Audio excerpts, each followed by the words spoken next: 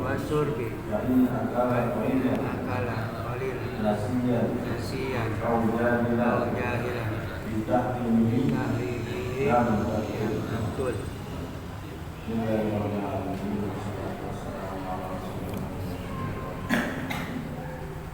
Asyaratu saniyah syarat yang ke-12 sahnya salat. Tarkul akli wa syurbi, meninggalkan makan dan minum. Radun akal qawiyyan nasiyan, maka jika ia makan sedikit sebabnya lupa, kau jahilan atau sebabnya bodoh, kita ini mengenai pengharapannya dan takut tidak batal sholatnya. Artinya di dalam perkara syarat sahnya sholat, atau kita mengenal dengan istilah meninggalkan perkara-perkara yang membatalkan sholat, yaitu meninggalkan makan dan minum. Maka ketika kita sholat, jangan makan dan minum, nanti bisa batal daripada sholat. Maka di dalam makan dan minum ini, yang pertama, apabila makan dan minum itu kategori banyak, maka sholatnya batal mutlak. Mau itu sebabnya lupa, atau sebabnya bodoh, atau sebabnya sengaja. Mau sengaja, tidak sengaja, lupa, bodoh, tapi kalau makan minumnya banyak, maka batal sholatnya. Ya. Tetapi kalau makan minum itu kategorinya sedikit, maka tidak batal apabila tidak disengaja. Seperti lupa, ini disengaja, lupa disengaja, maka tidak batal daripada sholat. Kalau sengaja sedikit batal, ya, kalau sengaja sedikit batal. Tapi kalau sebabnya tidak disengaja, lupa atau bodoh tentang pengharaman makan dan minum sholat, maka tidak batal daripada sholat.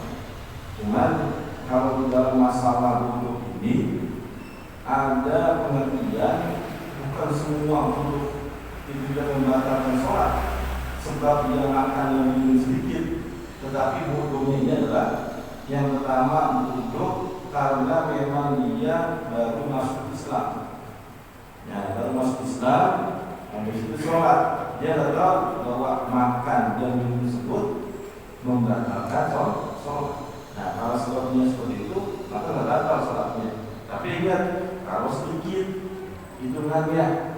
Ya, yang kedua, bodohnya sebab karena dia tinggal di daerah yang memang ulamanya nggak ada, ustadznya nggak ada. Berarti dia jauh dari pemukiman. Dia tinggal di tengah-tengah gurun pasir atau di tengah-tengah hutan. Yang sekeluarga doang, satu keluarga misalnya, ulama tidak masuk ke situ, dan dia tidak ngajar ke situ, ya. Dia Islam, tapi dia kalangan ulama berada di situ, kalau dia nggak bisa belajar tentang Islam yang sebenarnya, cuma tentangnya Allah adalah Tuhan, Nabi Muhammad adalah Nabi Musa.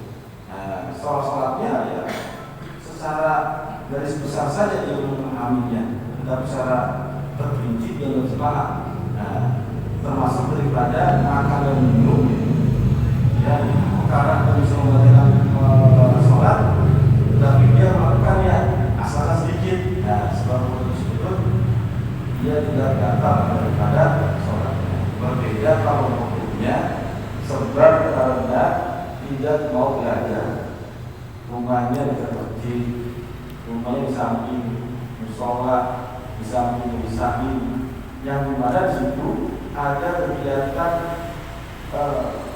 menuntut ilmu, ya, ada kegiatan ya belajar di dalam ilmu agama Islam. Tetapi dia malas, tidak mau menghadiri majlis tersebut. Nah, akhir waktu dia bodoh tuh di dalam ilmu agama. Dia tidak tahu bahwa makan minum itu bisa membatalkan sholat. Nah, tetapi dia melakukannya meskipun sedikit, nah tetap tidak dimaafkan daripada itu tersebut. Ya. Jadi bodoh itu ada dua doang ya. Ini logik akan daripada makan sedikit itu adalah Tuhan sekitar ya satu ismis ya, atau sim-sim itu seperti apa? Sim-sim itu seperti apa di sini ya? Kue ondel itu ada bibinya itu apa? Di sim-sim namanya. Sim-sim ya. Kalau beras sekupir, kemudian nasi gitu ya, 3 butir, 4 butir, sedikit. Tapi kalau udah satu sendok itu udah banyak di rumah. Ya maka kalau kita akan banyak itu sengaja batal sholatnya. Ya. Tapi kalau sedikit tidak batal daripada sholatnya kalau lupa atau sebelumnya butuh. Nah itu syarat sah sholat yang ke-12 harus meninggalkan daripada perkara makan dan minum. Ya, jadi kalau sholat ya jangan disediakan makan dan minuman, ya, harus masuk. Kemudian wasyarakat ustadz asam syarat yang ke-13 adalah dia rukun qauliyun qauliyun, sesungguhnya dia tidak melewatkan rukun qauli atau rukun fi'li ma'asyaki bersamaan keraguan biniyati tahammum di dalam niat tahammum, artinya takbir ikrar itu memulai sholat awiyatullah zaman syaki atau berlangsung lama waktu keraguannya. Nah, syaratnya yang ke-13 ini ya, untuk kita berboleh saat sholatnya bahwa tidak boleh melewatkan namanya rukun qauli atau rukun fi'li. Contohnya begini, tadi rakaat pertama saya sudah rukun belum nih. Nah, tadi apa? Ya, kalau dia tadi itu, kalau sengaja sih mungkin bisa datang. Tapi kalau ada keraguan, nah ini keraguan, ya, keraguan di dalam hatinya. Tadi saya tidak rukun atau belum. Jadi yang pertama tidak boleh ada keraguan di dalam masalah rukun sholat. Harus yakin setiap rakaat itu sudah dijalani yang namanya rukun sholat. Seperti berdiri, ya, membaca surah Fatihah, kemudian apalagi ruku, apalagi i'tidal, apalagi sujud, kemudian apalagi sujud, apalagi kemudian sujud kedua, bahkan tumakninah saja harus yakin tuh. Tadi saya ruku dalam keadaan tumakninah, dari tadi i'tidal dalam keadaan tumakninah juga, sujud juga. Nah, harus yakin semuanya itu. Ya, tidak boleh yang namanya ada keraguan. Tadi saya rakaat pertama ruku atau tidak ya? Nah, harus yakin tuh. Kalau dia kelamaan di dalam meyakinkan bahwa dirinya sudah melaksanakan ruku, ya, kalau lama ini dalam ragu-ragu maka batal lama-lama tuh. Ya, kalau seandainya dia yakin, oh tadi saya lupa mengerjakan buku, balik lagi ke buku langsung. Karena satu pun nggak boleh ditinggalkan yang namanya rukun sholat. Mau itu bentuknya rukun fikri, gerakan, rukun qauli, ucapan seperti surah Fatihah, ataupun rukun maknawi, ya seperti apa arti, ataupun daripada rukun qauli itu seperti niat. Nah, ya jadi semuanya lengkap. Ya dari awal kita sholat takbir sampai salah. Ya. Jadi tidak boleh ada keraguan.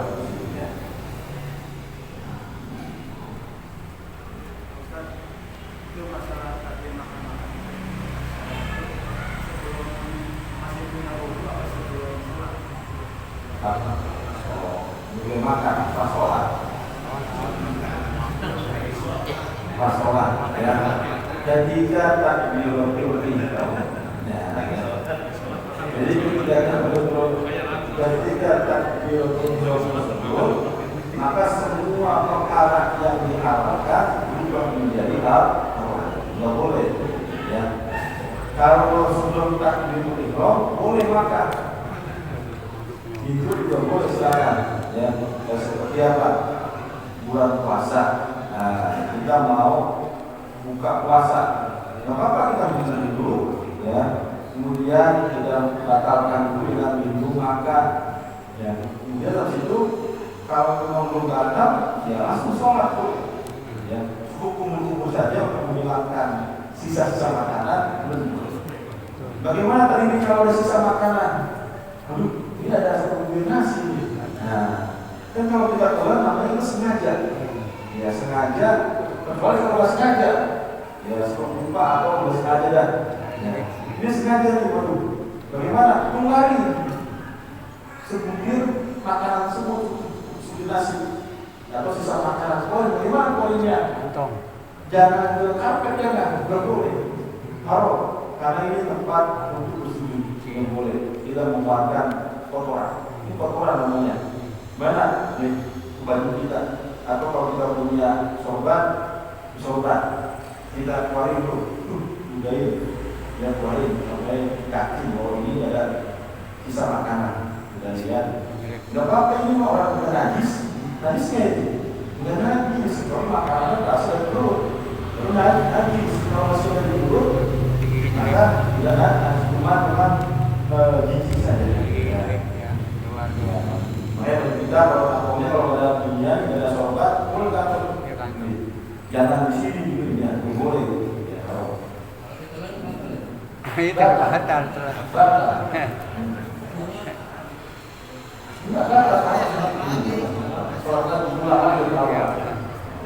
Sedikit sengaja, itu namanya dari sedikit sengaja. Berbeda kalau sedikit tidak sengaja, lupa atau akhirnya sedikit berdiri, nah itu tidak masalah. Tapi kalau berasakan ada makanan ini, kemudian boleh dah. Maka batal. Kembali kepada syarat yang ke-13 bahwa di dalam sholat tidak boleh melewatkan yang namanya hukum sholat. Ya. Nah, harus benar-benar yakin.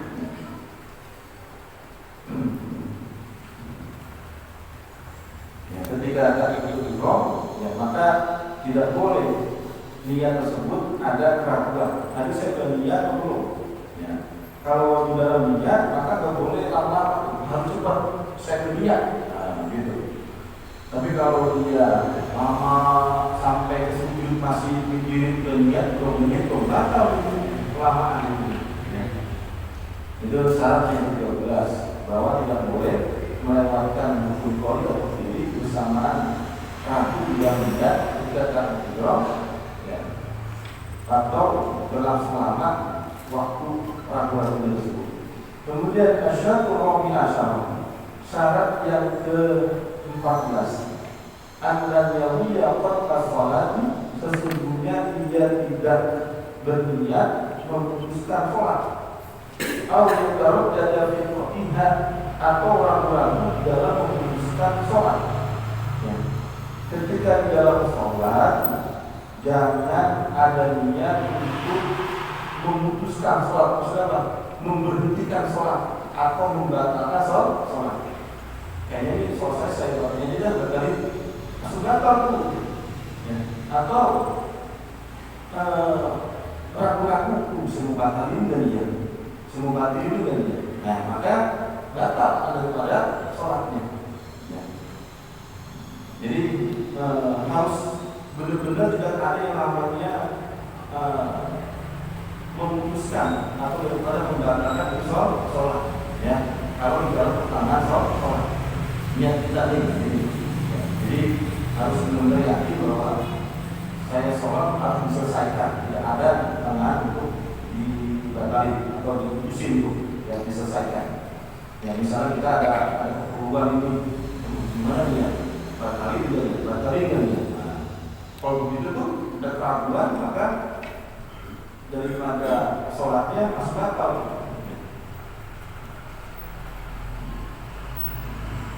Dan dalam lain kita di dalam sholat meskipun hanya perkara niat seperti ini. Kemudian tapi kalau hanya kasar-kasar pikiran itu tidak masalah. Ini yang kita berarti sadar kita di dalam karena kita mengucapkan ini membatalkan sholat itu sadar.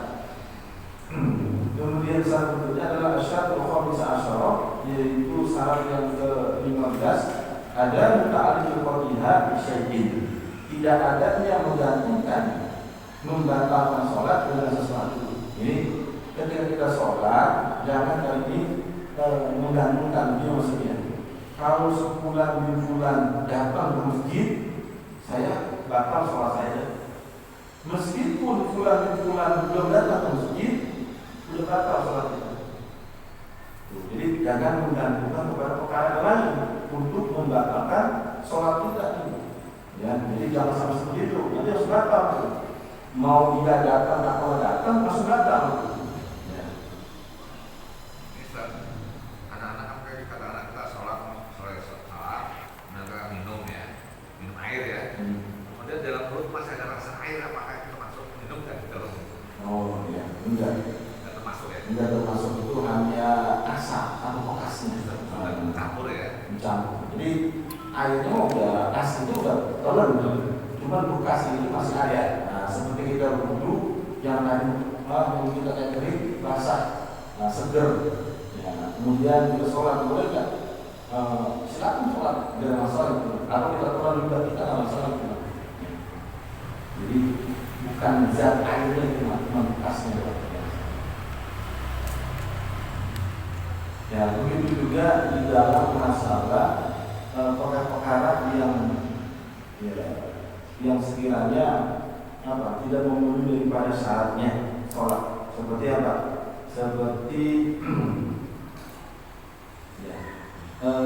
tidak adanya tidak sempurnanya di dalam anggota sujud. Jadi anggota sujud kita ini semua ada 7. Semuanya itu harus memenuhi syarat semuanya. Ya, jangan sampai kaki kita begini. Itu bisa membatalkan sholat juga kalau kita memang sengaja gitu. Jadi harus benar-benar kaki itu dua-duanya ditekuk tuh. Bisa semua dari jari atau perwakilan dari satu jari dari 10 jari yang 5 kanan dan 5 kiri, satu boleh satu gitu ya. Kemudian dia tidak boleh sujud gitu ya. Kemudian mukul kita, mukul angkat gitu ya, harus apalagi ini yang pendapat yang utama ya. Meskipun ada dari ulama mengatakan berbeda. Ustaz, ini dalam satu sholat berjamaah misalnya terjadi kegaduhan di jamaah itu sendiri sampai riuh gitu. Nah, jadi bolehkah seorang imam menghentikan sholatnya di tengah atau di akhir setelah sholat lalu memulai sholat lagi?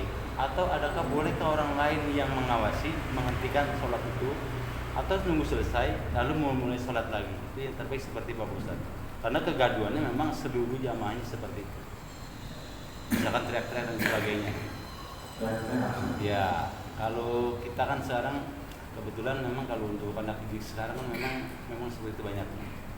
Sudah. Ya misalnya Anak. ya Oh. itu gimana maksudnya? Bolehkah kita menghentikan tengah jalan atau menunggu selesai, ataukah bolehkah imam sendiri atau orang lain yang mengawasi menghentikan atau yang mengulangi lagi menjalankan rusak? Jadi di dalam sholat kalau sudah takbir ihram Allahu Akbar, maka tidak boleh membatalkan sholat, menghentikan sholat kalau memang tidak ada sebab yang membatalkan sholat. Betul? Ya. Maka kalau diuji seperti itu sudah lanjutin terus sholatnya. Ya. Jadi tidak perlu dibatalkan kecuali menyangkut daripada masalah nyawa orang misalnya. Itu boleh saja cuma. Tapi kalau untuk masalah Risik-risik lanjut sholat tidak boleh. Ya. Imam atau makmum sama itu tidak boleh. Maka kalau sengaja kita memutuskan tanpa sebab yang tadi itu membatalkan sholat atau yang menyangkut daripada masalah orang lain seperti hawa itu rusak sholat.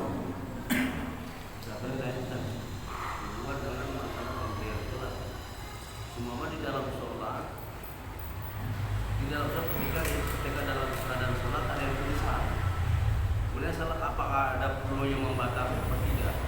Mereka tidak bisa ada tulisan jatuh di bawah. Apalagi sholat itu baru satu pertama atau masih lama belakang. Itu apakah ada perlu pertolongan atau tidak? Dalam sholat itu bisa dibatalkan. Ya, jadi itu hubungan dengan keselamatan orang. Boleh saja kalau cuma satu dua yang semua gitu. jadi dia jangan dibatalin. Maksudnya satu dua yang menolong ini orang. Karena buat kemaslahatan orang lain seperti dari gempa misalnya. Dan gempa di sholat gempa yang rasa ketakutan kita jangan ada bulan ini. Boleh nggak ya boleh saja sebetulnya. Ya. Terus apanya untuk menyelamatkan nyawa Rame-rame. salah satu ya, kalau memang masih lama ya berbeda kalau sebentar lagi setelah lagi ya.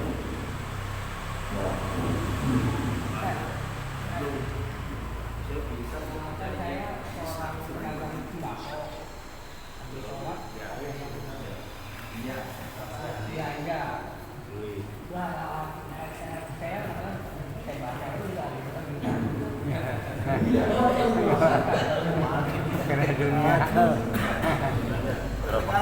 Jangan antara tunda dulu. Sebenarnya kalau ragu-ragu di dalam memutuskan sholat atau membatalkan sholat Dikalahkan. saya tadi dari Iya. Belajar dulu. dalam waktu yang lama itu bisa batal sholatnya. Tapi kalau baru sekali dua kali enggak, udah cepat-cepat enggak sekali kali enggak. Tapi kalau terus-terusan dari baca Fatihah sampai terus sujud, saya batalin yang seperti ini ya. Nah, itu kan lama.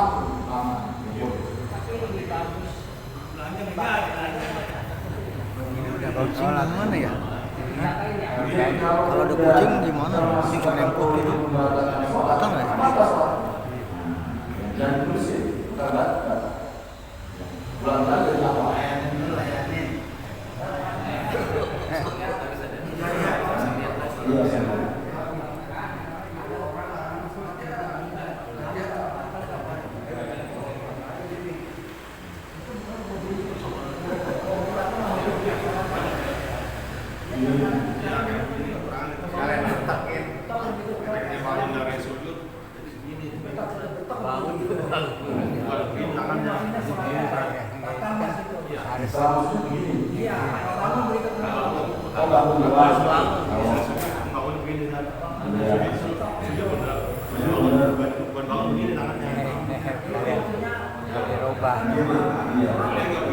Iya,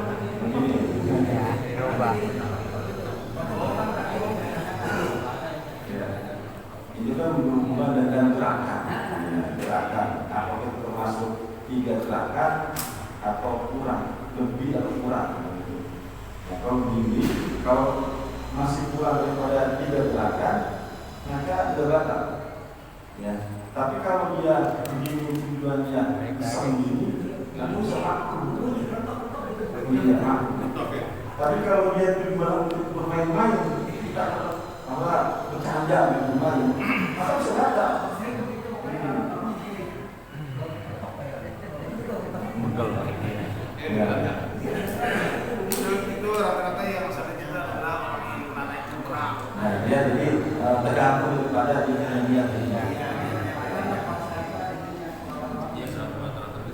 Jadi kalau memang dia juga makruh ya. Nah, kemudian seperti apalagi yang tidak ada seperti tidak adanya kemakmuran di salah satu rukun fikih. Jadi kan kemakmuran itu berdiam, ya berdiam sebentar. Ketika dia tidak seharusnya berdiam sebentar, ternyata dia langsung tanpa diam lagi, dia langsung diri. Seperti orang sujud pertama, kemudian duduk dia terus sujud. Seharusnya kemakmuran, dia langsung sujud lagi. Nah, kemudian dibangun sujud lagi tanpa kemakmuran. Nah, kalau sengaja seperti itu maka batal sholat. Bahkan yang mendahului imam, makmum mendahului imam di dalam rukun sengaja maka batal tanpa rukun, ya, tanpa rukun maka batal. Mau mendahului atau daripada ketinggalan dengan imam tanpa rukun. Berbeda kalau rukun. Ya. Begitu juga kalau dia sholatnya sudah kategori tidak bisa berjamaah. Padahal Pak, sholatnya munfarid sendiri. Tetapi dia merasa dia enak sama si imam di rumah. Kalau dia mendahulukan gerakan imam atau tidak sinkron dengan gerakan imam. Nah saya misalnya begini, ketika sholat Allahu Akbar, imam takbir, kemudian imam itu bacaannya akhirnya begini. Nah ya, bagi dia waduh ini Pak, sawah ini sepertinya sama, hurufnya ini nggak bisa dari imam ini. Langsung si makmum tersebut dia munfarid, memisahkan diri kepada imam. Maka dia statusnya udah nggak berjalan lagi. Maka makmum nggak boleh imam gerakannya, kecuali memang kalau kebutuhan pembaruan. Kalau seandainya makmum selesai baca Fatihah, kemudian selesai baca surah Fatihah, maka diharuskan rukuk. Tapi kalau si makmum yang di depan kita yang dia rukuk, anda bacanya misalnya, maka nggak boleh mungkin di sini. Kalau dia mungkin ini kelamaan kita baca, berarti dia dianggap seperti apa? Ingin dianggap orang berjamaah, padahal dia seharusnya bukan berjamaah. Gitu ya. Maka itu juga nanti bisa batas sholatnya. Ya berbeda kecuali kalau dia memang berbarengan, dia selesai baca surah Fatihah, ini di depan selesai juga rukuk, juga depan dan masalah itu kan. Ya. Jadi kalau dia niat mufaraqah dia sendiri sholatnya, maka harus tidak boleh menjadi imam. Jadi boleh silakan hukum mengatakan silakan. Nah itu bisa berhubungan dengan kesahan sholat kita kalau kita dapat menjaga apa yang dilakukan. Dari satu nanya, tadi kan kita mendahului atau terlalu lama, itu termasuk tidak boleh. Kita sebagai makmum tidak boleh mendahului, tidak boleh tinggal terlalu lama. Yang saya tanyakan bagaimana kalau imamnya terlalu cepat, kita baca Fatihah belum selesai, gimana? Udah kita lebih lama, imamnya terlalu cepat. Ya, jadi kita baca tahiyat aja belum selesai, sudah salam, gimana itu? Kan berarti kita lambat. Gimana itu? Ya, itu namanya ada tujuh. Seperti makmum baca Fatihahnya lambat, imam baca Fatihahnya cepat. Makmum saja Bismillahirrahmanirrahim. Alhamdulillah. Kemudian dulu imam Bismillahirrahmanirrahim.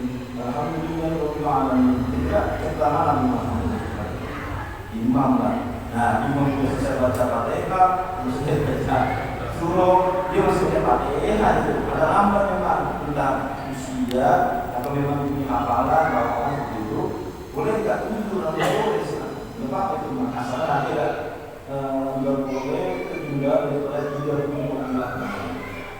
Yang kedua harus disediakan seperti ruku, kemudian sujud.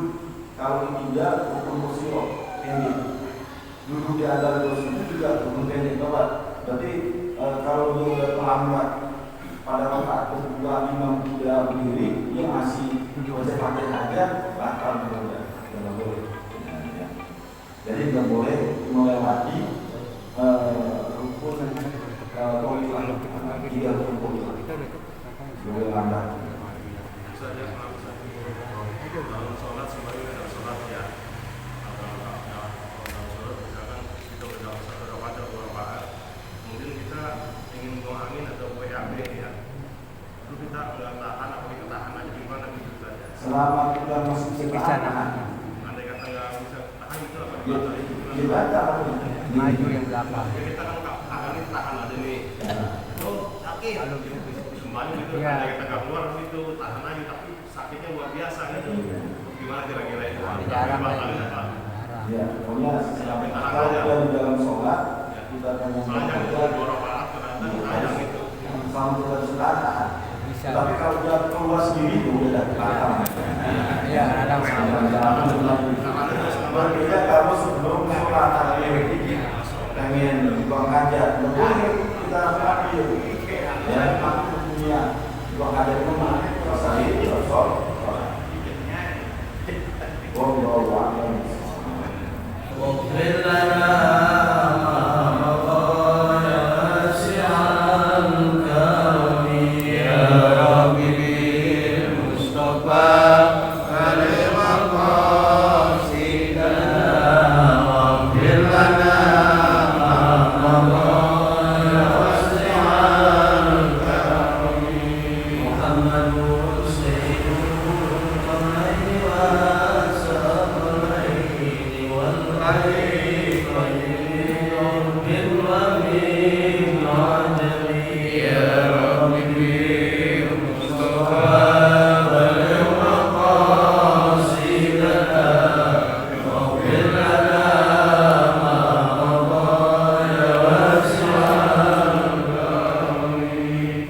هو الحبيب